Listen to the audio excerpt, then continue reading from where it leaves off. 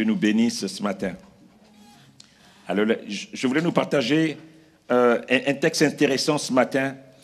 Vous savez que de la même façon que Dieu travaille, le diable aussi travaille. Et il est déchaîné parce qu'il veut amener le maximum de personnes à lui. De la même façon que Dieu travaille pour nous garder dans sa maison, l'ennemi qui est réel travaille pour amener le maximum de personnes à lui. La difficulté que nous avons aujourd'hui en tant que croyants, c'est que le diable s'est même assis dans certaines églises. Ou si vous voulez, il a réussi à infiltrer son système de pensée dans l'église. C'est beaucoup plus juste comme ça. Et beaucoup de personnes avancent avec Dieu, croyant servir Dieu pleinement, ils servent les systèmes de ce monde.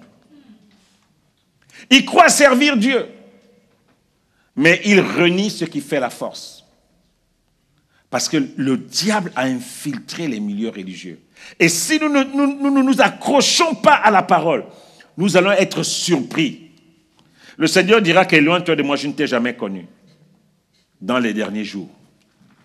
Et c'est pour ça que, dans les temps où nous sommes, ce qui doit être notre force, c'est le fait d'être attaché à la parole de Dieu.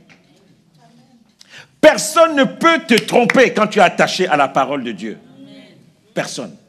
Vous savez que il y a des faux espoirs qui peuvent nous donner le sentiment que ça va. Mais quand tu repars chez toi, tes problèmes reviennent. Mais ce que Dieu donne demeure. Et ce que Dieu donne, qu'est-ce que le Seigneur dit? Les paroles que je vous donne sont quoi? Esprit et vie. Ce que je te donne, ça crée quoi? La liberté de l'esprit en toi et ça crée la vie en toi. Ce que Dieu te donne. C'est pour ça que la Bible dit que la bénédiction de l'Éternel enrichit et il n'y a pas de chagrin qui suit la bénédiction. Vous savez qu'il y a des bénédictions, quand vous les avez, vous n'êtes plus libre. La Bible dit que l'argent, par exemple, c'est un piège pour celui qui a le cœur droit. Quand tu prends l'argent de quelqu'un, tu deviens son esclave. C'est pour ça que je dis souvent aux femmes, si vous n'aimez pas quelqu'un, ne prenez pas son argent. Parce qu'il y a un lien qui se crée automatiquement. Il peut vous appeler à tout moment, vous allez décrocher. Parce que tu sais que tu as bouffé ces 1000 euros un jour. Tu ne sais plus comment faire. Tu vas peut-être le jeter une fois, deux fois. Mais au bout d'un temps, tu seras obligé de dire allô. Parce que tu as mangé 2000 euros du pauvre enfant. Et beaucoup des fois, les gens se retrouvent prisonniers comme ça. Et on n'est pas libre. Ce n'est pas une bénédiction. C'est le banditisme. Et le banditisme se fait suivre de beaucoup de chagrin. Quand ce n'est pas Dieu qui t'a donné quelque chose, il y a trop de problèmes derrière. Alléluia. Et c'est pour ça que ce matin, je vais vraiment nous amener, le dimanche dernier, j'avais enseigné sur le fait que la foi, le fait de nous accrocher à Dieu, ça doit produire des œuvres. Les œuvres de la foi doivent nous accompagner. Et ce matin, je veux continuer un peu cet enseignement sur la marque du croyant. Et je veux travailler ce matin sur le texte de Jean 15, sur les 5 premiers versets de Jean 15. Et nous allons lire ce merveilleux passage. Vous savez que Jésus, il y a des gens qui parlent pour parler. Mais le Seigneur, il avait très peu de temps avec nous sur la terre, pendant qu'il était dans son corps de chair, et il avait un programme. Il se réveillait pas un matin, il dit aujourd'hui, bon, je vais parler de ça. Non, il avait un programme. Il y a des choses qui devaient s'aimer dans nos cœurs, et qui devaient s'aimer dans l'église, et qui devaient porter l'église. Et ce jour-là, le Seigneur décide de parler de ce thème. Il dit à ses disciples, ceux qui étaient là, il leur dit au verset 1, « Je suis le vrai cep, et mon Père est le vigneron. Tout sarment qui est en moi et qui ne porte pas de fruits, mon Père le retranche. Et tout sarment qui porte du fruit, il l'émonde, afin qu'il porte encore plus de fruits. Verset 3, déjà vous êtes purs à cause de la parole que je vous ai annoncée. On a lu quelque chose qui ressemble à ça ce matin. Demeurez en moi et je demeurerai en vous. Comme le sarment ne peut de lui-même porter du fruit s'il ne demeure attaché au cep. Ainsi, vous ne le pouvez non plus si vous demeurez en moi. Je suis le cep, vous êtes les sarments. Celui qui demeure en moi et en qui je demeure porte beaucoup de fruits. Car sans moi, vous ne pouvez rien faire. Répétons-le, sans le Seigneur, nous ne pouvons rien faire. Sans Jésus, nous ne pouvons rien faire. Nous ne sommes pas capables de faire ce qui est bien. Sans lui, la force de votre caractère ne suffit pas pour être quelqu'un de sérieux. Votre justice ne suffit pas pour être qualifié par Dieu. Il dit, sans moi, vous ne pouvez rien faire. Sans le Seigneur. Vous savez, il y a des gens, quand vous voyez leur vie, ils ont une vie à peu près correcte. Ça, c'est ce que nous voyons. Mais nous ne savons pas leurs pleurs, leurs échecs, les difficultés par lesquelles ils passent, les choses sur lesquelles ils pleurent quand ils sont seuls. Vous apprenez simplement que, oh, mais tel acteur de cinéma qu'on voyait avec sa femme main dans la main, ils ont divorcé. Mais comment ils ont divorcé? Il avait l'air si heureux. Non, c'était la publicité. Ce n'était pas la réalité. Lorsqu'on voit ce texte nous parle du vigneron. La personne qui cultive la vigne pour faire du vin. Et qui est symbolisé ici par le Père, Dieu le Père. Ce texte nous parle du cep, qui est symbolisé par le Fils. Et ce texte nous parle du sarment, qui symbolise le croyant que nous sommes. Peut-être que vous n'arrivez pas à visualiser. Je ne sais pas si vous avez pris les images que je vous ai envoyées pour qu'on arrive à bien visualiser ça. Vous savez que le peuple juif était un peuple agricole. Et beaucoup des images que le Seigneur utilise, c'est des images qui sont en relation avec l'agriculture. Ici, nous voyons un cep et sur lequel est attaché des sarments. Et c'est sur ces sarments-là que vont se développer des grappes de raisin, comme vous voyez dans cette image. C'est de ça que le Seigneur veut nous parler ce matin. Il dit que lui, il est le cep, nous sommes des sarments. Et il termine ce texte en disant que nous devons porter beaucoup de fruits aussi longtemps que nous restons attachés à lui. Et c'est de ça que je voulais nous parler un peu ce matin. Lorsque nous lisons ce passage, en fait, nous pouvons le commencer au verset 3. Le verset 3 nous donne une révélation importante. C'est quelque chose que le Seigneur pose. Il dit au verset 3, « Déjà vous êtes purs à cause de la parole que je vous ai annoncée. » Vous savez, le Seigneur ne fait pas du marchandage. Et vous savez, il y a des gens qui, des fois, ils te donnent quelque chose, après ils te disent ça ne suffit pas, paye encore ça. On a tous fait ça. Tu t'en vas sur Amazon, tu payes une chaussure. Après, on te dit que non, voici le genre de choses qui sont vendues avec la chaussure. On te propose encore autre chose. Après, on te dit que non, tu as acheté ça, maintenant voici encore les autres choses que les gens qui achètent ça payent aussi. On est dans du trafic. Ça veut dire que tu ne sais pas à quel moment ça va s'arrêter. Mais le Seigneur ne fait pas des bricoles ni des trafics. Il dit déjà, vous êtes purs. Pourquoi vous êtes purs? À cause de la parole que je vous ai annoncée. Ça, il n'y a pas de trafic. Tu reçois la parole, si tu l'embrasses, ton statut change. Voilà la base que le Seigneur pose. Le Seigneur nous rappelle que lorsqu'il nous a choisis, la semence qui a été déposée en nous est une semence saine. Saine. La semence qui a été déposée en toi, si elle est tombée sur une bonne terre, elle est saine. Ce qui va faire que cette parole, après, se pervertit, c'est le terrain sur lequel elle va arriver.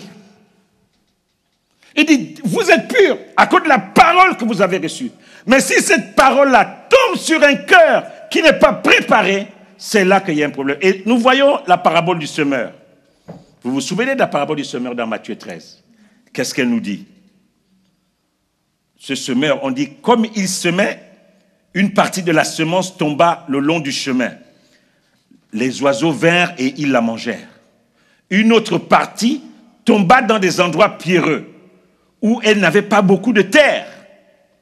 Mais quand le soleil parut, elle fut brûlée et sécha, faute de racines. Une autre partie tomba parmi les épines. Les épines montèrent et l'étouffèrent. Une autre partie tomba dans la bonne terre, et elle donna du fruit, un grain 100, un autre 60, un autre 30. Ça veut dire que la parole de Dieu a en elle les ingrédients et la semence nécessaire pour faire de toi un saint, pour transformer ta vie. Mais c'est l'état dans lequel la parole vient te trouver qui va déterminer si cette parole va s'enraciner. Tu as toujours quelque chose à faire. Et le Seigneur pose cette base dès le départ. Il dit qu'il a mis en toi, dans ce qu'il t'a donné, le jour où tu l'as rencontré, le jour où tu as accepté Jésus-Christ, le jour où tu as eu le sentiment que tu t'es réconcilié avec Dieu. Le Seigneur nous rappelle, bien-aimé, qu'il a choisi la semence qu'il a déposée en nous. C'est une semence saine. C'est une semence, lorsque tu l'as saisie, elle est capable de produire la vie en toi. Tu n'as pas besoin de faire beaucoup de choses. Vous savez, l'homme aime souvent ceux qui lui donnent le sentiment qu'il a fait quelque chose pour avoir ce qu'il a. C'est pour ça que le Seigneur dit que l'obéissance vaut mieux que le sacrifice. Vous savez, si je vous dis, frère, tu te réveilles tous les matins à 7 heures, 7 minutes, 7 secondes, tu pries les 7 premières minutes de 6 heures, là, tu auras le sentiment, si tu réussis ça, tu auras le sentiment que Dieu va agir.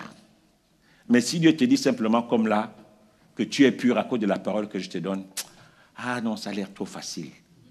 La difficulté, c'est que nous ne comprenons pas les choses de Dieu. Notre intelligence n'est pas transformée pour comprendre les choses de Dieu. Dans la vraie vie, on ne voit pas des gens qui se baladent avec des épées à la bouche. Mais dans le monde de Dieu, nous ne sommes pas des pauvres croyants. Lorsque la Bible dit que ceux qui sont conduits par l'Esprit de Dieu sont fils de Dieu, vous croyez que le Seigneur s'amuse, qu'il a du temps comme ça à nous donner des statuts, à nous flatter? Il y a quelque chose. Et donc ce passage, c'est important. Nous sommes purs parce que nous avons reçu une parole. À cause de la parole que je vous ai annoncée. Et le Seigneur nous dit que les paroles que je vous donne, il y a la vie dedans. Il y a mon esprit à l'intérieur. Je dois saisir cette parole pour qu'elle puisse impacter ma vie, pour qu'elle puisse me mettre sur une terre qui m'est favorable. L'autre principe que nous voyons, que le Seigneur pose clairement dans ce passage, nous le retrouvons au verset 1. Il nous montre que tout est en notre faveur dès le départ. Il dit ici quoi? Il dit au verset 1, il pose quelque chose de solide. Il dit, je suis le vrai cep. Le mot vrai ici a tout son sens. Parce qu'il y a des faux ceps. Surtout à cette époque où a vécu Jésus. Il y avait plusieurs courants de pensée. Il y avait plusieurs personnes qui prétendaient être le Messie. Lorsque vous lisez Actes à partir du verset 5, dans les versets 38-39, on vous parle des gens qui sont arrivés et qui ont entraîné derrière eux plusieurs personnes. Et quand ils sont morts, toutes les personnes qui les avaient suivis se sont dispersées. C'était la mode à l'époque. Et Jésus pose le principe.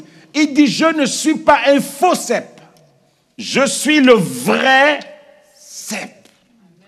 Et mon père est le vigneron. Bien-aimé, quelle sécurité vous avez encore besoin? Là, c'est la sécurité absolue. Vous avez affaire à un vrai cep et vous avez affaire à son père qui est lui-même le vigneron. Ça veut dire quoi? Ça veut dire que le soin que le vigneron nous apporte devrait normalement nous assurer une vie chrétienne victorieuse. Le cep, il est bon. Le cep, il est bon. Et celui qui entretient le cep est bon. Vous savez, il y a des fois, votre voiture tombe en panne. Il y a mécanicien et mécanicien. Hein? Quelqu'un qui a un Rolls-Royce, il ne va pas mener sa voiture se faire entretenir au quartier. Vous avez des fois à Saint-Denis là-bas, il y a des endroits où on demande les voitures sur les trottoirs. Je crois que maintenant, les policiers, ils sévissent un peu. Il y avait un endroit, je ne sais pas si ça s'assait au Saint-Denis, où on réparait carrément les voitures sur les trottoirs. Les gars se croyaient au pays, quoi. Le Seigneur dit, je suis le vrai cep. Et celui qui me gère, c'est le vigneron. Et c'est mon père. Vous connaissez une vie normale où un père peut détruire son enfant?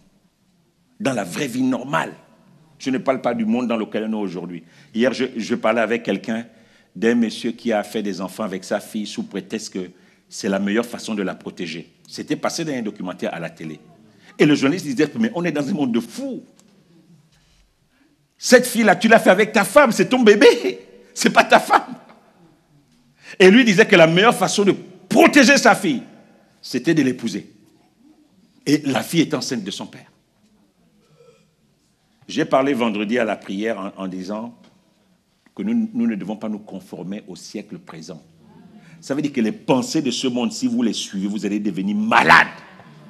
Il faut prendre la parole doit venir se mettre au-dessus et étouffer. Suivez BFM TV. Vous pouvez perdre la foi. C'est quelqu'un était là debout, une voiture est venue le cogner. Quelqu'un était dans un château gonflable, le château gonflable s'est envolé. Et vous croyez que c'est normal? Qu'il y a un château gonflable qui est... Non, mais le monde devient... Il y a des problèmes dans ce monde. Suivez la télé. Un enfant qui est là en train de jouer, on cherche l'enfant dans tout le village, partout, on ne trouve plus où est l'enfant. Et vous croyez que le diable n'est pas déchaîné? Et vous croyez que le diable n'est pas déchaîné? Vous croyez qu'on peut vivre encore une vie où tu sors le matin, tu n'as pas remis ta vie à Dieu? Vous croyez qu'on peut vivre une vie où on ne prie pas? Ce n'est pas possible, mes frères, mes sœurs. Il y a quelqu'un, tu sors de ta maison le matin, une voiture vient à contresens. Toi, tu es en train de rouler, normalement, ça vient te bousiller ta vie. Vous vous souvenez de ce monsieur, de ces pauvres gens qui ont été cognés par ce journaliste? Je n'ai pas envie de citer le nom. Je ne sais pas ce qu'il est. Un comédien. Les vies qui ont été détruites. Les pauvres gens s'étaient levés le matin tranquilles. Bien aimé, on ne peut plus vivre une vie s'il n'y a pas quelqu'un de plus grand que ce monde qui assure votre sécurité. Le Seigneur dit, je suis le vrai cep. Et c'est pour ça qu'il continue au verset 2 en disant, tout sarment qui est en moi et qui ne porte pas de fruits, on va être obligé de le retrancher. Parce que lorsque tu es attaché au cep, au vrai cep, il n'y a pas de raison qu'il n'y a pas de fruits. C'est pour ça que le Seigneur pose le principe au début, je suis le vrai cep.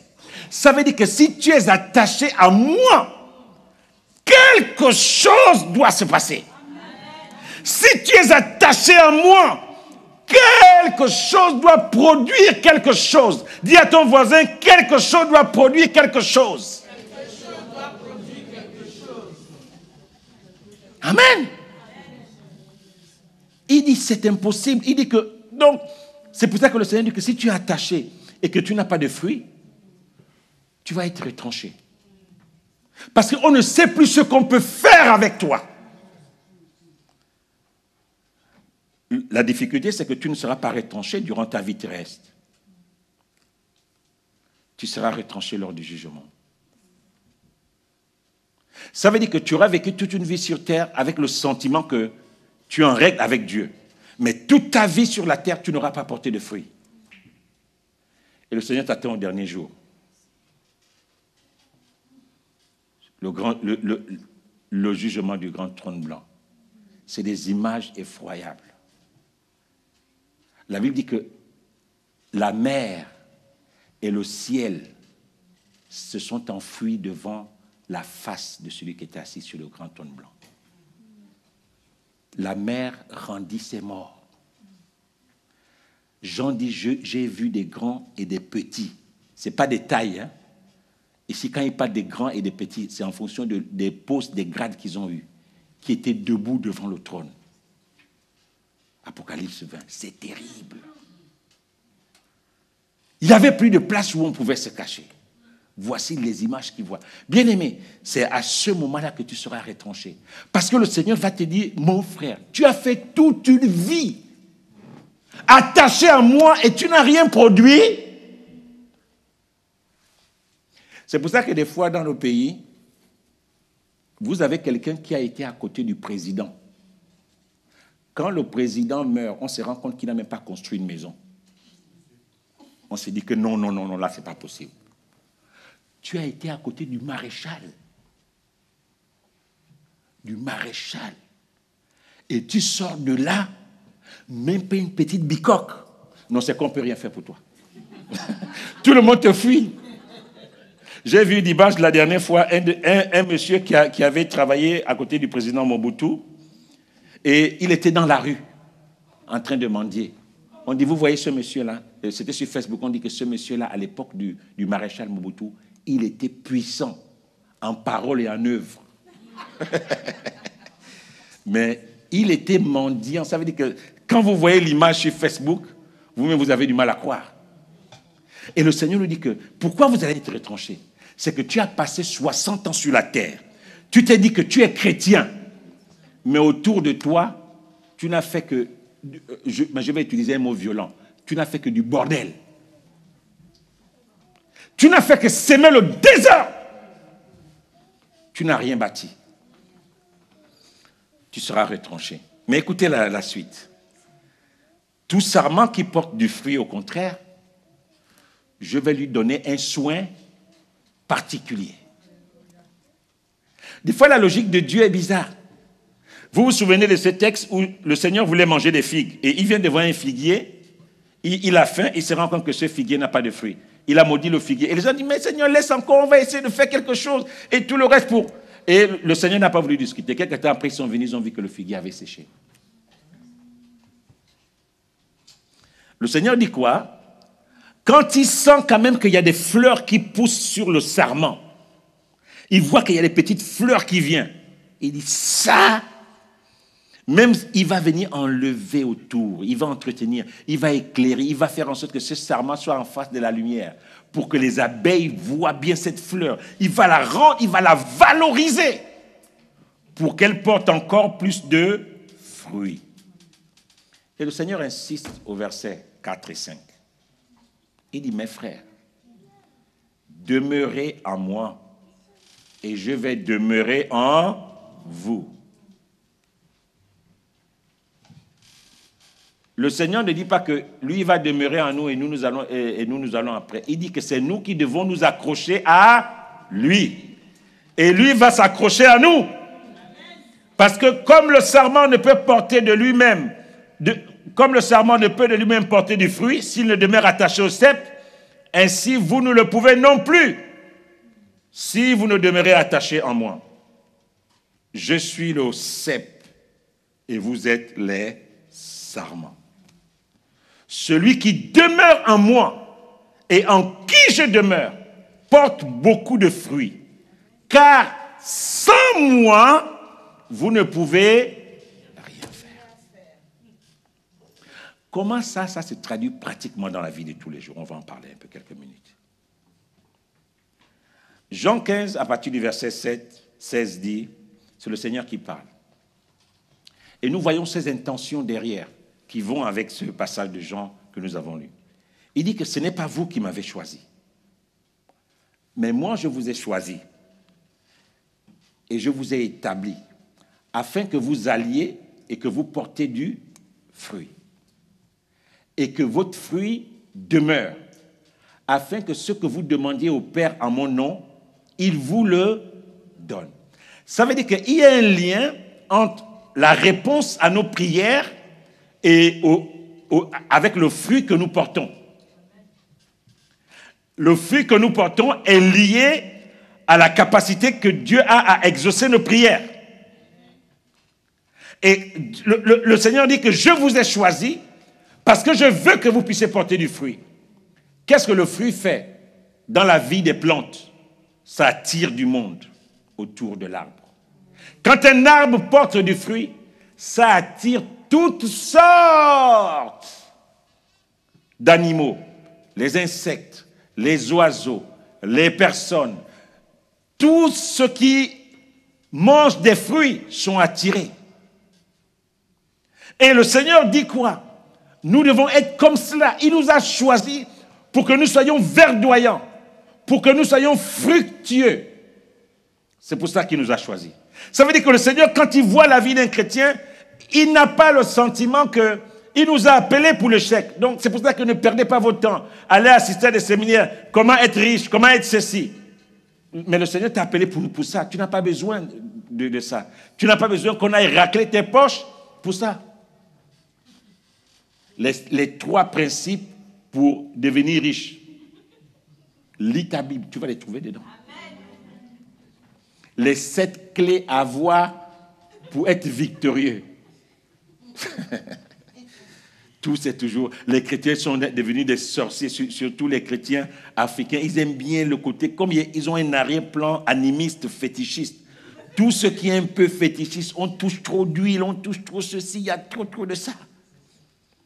Si on ne t'a pas versé un peu d'huile, si on n'a pas fait ceci, c'est que ça ne travaille pas. Un médicament, pour qu'il travaille, il faut qu'il soit amer. Ah, les noirs. Il faut qu'il soit amer. C'est là, là, ça travaille. C'est parce que c'est amer que ça travaille. C'est pas vrai. Si quelque chose ne brûle pas, c'est pas bon. Le piment, il faut que ça te brûle bien, que quand tu manges, tu es là. Quel est ce peuple qui aime souffrir? Seigneur, délivre-nous. Si le piment ne pique pas, mais ça c'est quel piment? Ça ne pique même pas. Mon frère, mange le piment.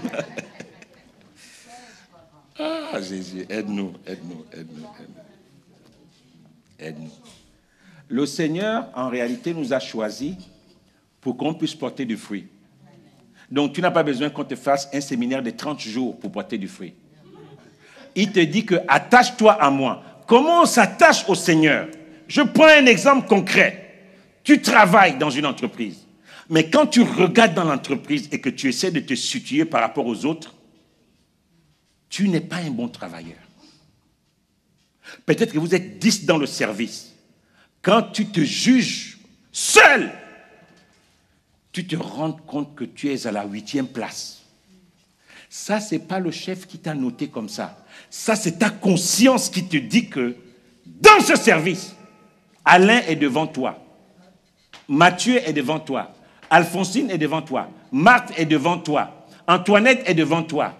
Cyprien est devant toi. Et après, c'est toi. Ah, tu sais ça au fond de ton cœur. Et quand le Saint-Esprit te révèle ça, le Saint-Esprit te dit, mais regarde, c'est toi qui es toujours en retard. C'est toi qui prends les arrêts médicaux. C'est toi qui es toujours dans le régime des excuses. Ressaisis-toi.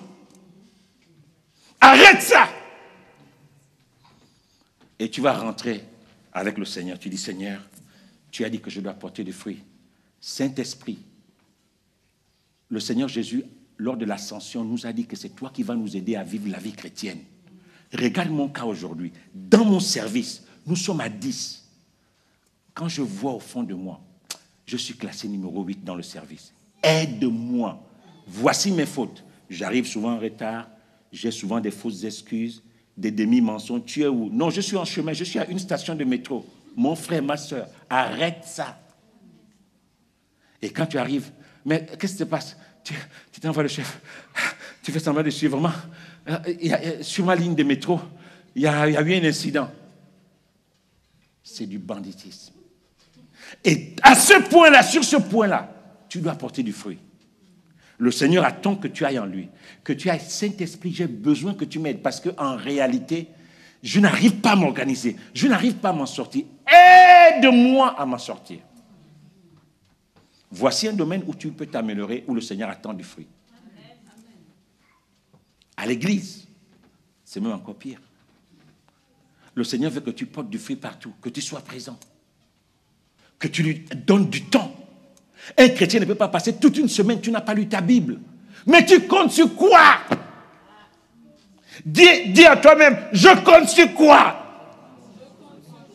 Je compte sur quoi? Quand je ne lis pas la Bible, quand je ne prie pas, je compte sur quoi? Je compte sur qui? Et nous sommes devenus des sorciers. Le jour que tu as un problème, c'est là que tu veux faire 7 jours de jeûne. Je te dis 0 égale 0. Le jeûne ne vient pas réparer nos erreurs. Le jeûne nous aide à ne pas tomber dans les erreurs. Lorsque tu as fait le travail et que tu t'es rendu compte que dans ton service, tu es parmi les mauvais, c'est là que tu dois jeûner. Demander l'aide du Saint-Esprit, aide-moi. C'est là que tu as dit, ah Saint-Esprit, je termine l'année là avec le sentiment que je suis parmi les mauvais employés de mon service, aide-moi. Et ça, tu prends tous les domaines de ta vie. Ta relation familiale, comment on te voit dans ta famille, est-ce que tu es plus un querelleur? Quand dans votre groupe WhatsApp familial, quand tu poses un problème, personne ne vient te répondre parce qu'on sait que celle-là, celui-là, si tu réponds là, ça va démarrer au quart de tour. Mais tu le sais que tout le monde a commencé à te fuir à cause de ton caractère. Tu as un mauvais caractère. Le Seigneur veut que tu portes du fruit dans ça. Le Seigneur veut que tu portes du fruit. Tu as le sentiment, quand tu vois ta vie chrétienne, que quand le Seigneur te regarde, il te pèse. Il voit que tu as été trouvé léger. Tu sens toi-même, quand tu pèses ta vie chrétienne, que, en fait, tu n'es qu'un chrétien du dimanche. Le Seigneur veut que tu portes du fruit. Que tu ailles plus loin. Vous savez, des fois, les pasteurs, nous souffrons. Parce que pasteur, c'est un cœur, en fait. Ce n'est pas un titre. C'est un cœur. Et des fois, tu portes des fardeaux. Je me souviens, quand on a commencé l'église avec le pasteur Laurence, on priait, on voulait prier pour tout le monde, on jeûnait pour tout le monde. Quand quelqu'un nous disait qu'il avait un problème, on nous dit 3 jours de jeûne ici, on va faire 3 jours de jeûne. Quelqu'un d'autre venait, on dit 3 jours de jeûne. On s'est rendu compte qu'on passait toute notre vie maintenant à jeûner pour les vies des gens. Le Seigneur nous a dit, arrêtez, vous allez vous détruire. Chacun doit payer le prix pour là où il veut aller. Amen. Chacun paye le prix pour là où il va aller. C'est ce que le Seigneur nous dit. Et pour payer le prix, tu bois à quelle source? Tu es attaché à qui et à quoi? Le Seigneur nous dit que nous devons être attachés au cep. Parce que nous sommes les sarments. Et c'est le sarment qui porte la grappe, qui porte le fruit. Mais comment on veut porter du fruit si nous ne sommes pas attachés au cep? Il y a quelque chose qui ne va pas. On n'a jamais vu un arbre qui est dans l'air et qui porte des fruits. Vous voyez un cocotier, il n'a pas de racines, il est attaché nulle part, et puis vous voyez des noix de coco. Ou bien un cerisier, il n'est attaché à rien, et puis il y a des fruits. Ce n'est pas possible. Le Seigneur veut nous arrêter ce matin. Le Seigneur nous a choisis pour que quelque chose puisse être fructueux en nous. Être fructueux en nous. Peut-être que tu es un mauvais mari, peut-être que tu es une mauvaise femme. Le Seigneur veut que tu donnes davantage à ton conjoint. Tu es allé prendre le pauvre enfant chez ses parents. Tu as fait un gros mariage à la coutume.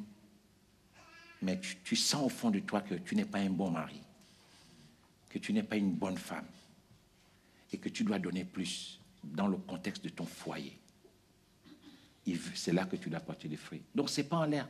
Dans tous les domaines de notre vie, vous savez que l'être humain, nous sommes 3 dimensions. Esprit, âme et le corps. Dans le domaine de l'esprit encore, on n'a pas certainement beaucoup d'efforts, mais nous devons travailler notre âme.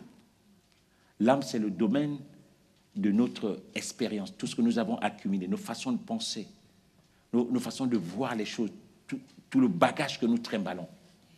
C'est l'âme qui va être en jugement, nous enseigne la Bible. C'est elle qui porte le souvenir de toute notre vie terrestre. C'est notre âme. Il y a beaucoup de travail à faire à ce niveau. Il y a beaucoup de travail. Et nous devons faire du travail sur notre corps également. Parce que notre corps est le temple du Saint-Esprit. Bien-aimés, je veux nous encourager ce matin. Nous pouvons vivre une vie chrétienne différente, sans nous faire arnaquer. Bien-aimés, si pour comprendre la Bible, il fallait aller à l'école, c'est que Dieu est injuste. Si pour comprendre la parole de Dieu, il fallait faire de gros diplômes, c'est que Dieu est injuste. Dieu a fait la Bible de sorte que tout le monde peut se développer en lisant les paroles qui sont écrites là. Amen. Amen. En lisant les paroles. Donc, quand quelqu'un vient vous dire que j'ai eu une grosse révélation, tu dis, frère, ça c'est pour toi. Mais moi, la Bible me dit, ne mens pas. Tu as besoin de quelle révélation encore sur ça pour ne pas mentir?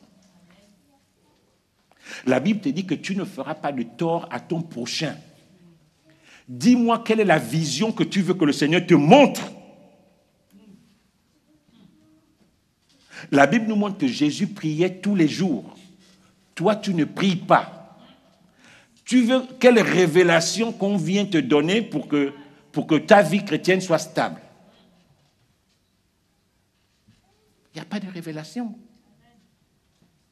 Donc, tu n'as pas besoin qu'on s'enseigne sur les 21 boulevards qui mènent à la gloire. Il n'y a pas 21 boulevards qui mènent à la gloire. L'obéissance vaut mieux que le sacrifice. Obéis à ce que tu comprends là. C'est tout.